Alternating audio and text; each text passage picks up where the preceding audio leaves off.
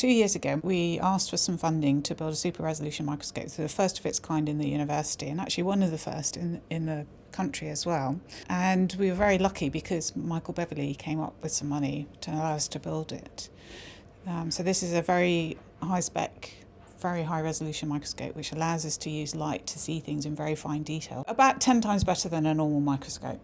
We are using it to look at, in very fine detail, lots of very interesting things. And it also helped us to get some more money to buy further microscopes for super resolution imaging. So we were able to go to the MRC with their next generation optical imaging initiative and say, we've already built one microscope, can we build another one, which is a related but also super resolution imaging. And because we had started to build a track record in being able to do that kind of science, it meant that we could build a second one as well. So we now have 2 super resolution microscopes, both for slightly different types of applications, but really improving the type of imaging that we can do.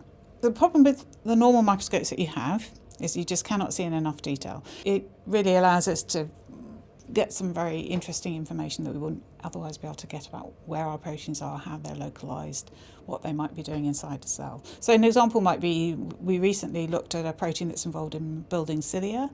And cilia are these structures on the top of cells that beat. So you think of sperm have flagella, they're very highly related to cilia. They move around and they help the sperm move.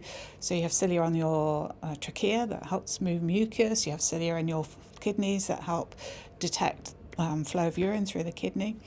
So one of the proteins we've looked at is a protein that's dysfunctional in cilia, to see where it is and have some idea about how it's organised in very high detail. You just wouldn't be able to do it any other way.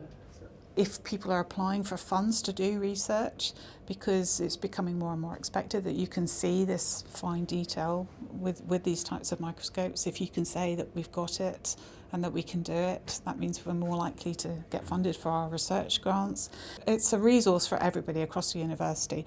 We've had people coming from engineering, we've had people coming in looking at bubbles from physics, and actually people coming from outside the university as well. We really want people to come and use it.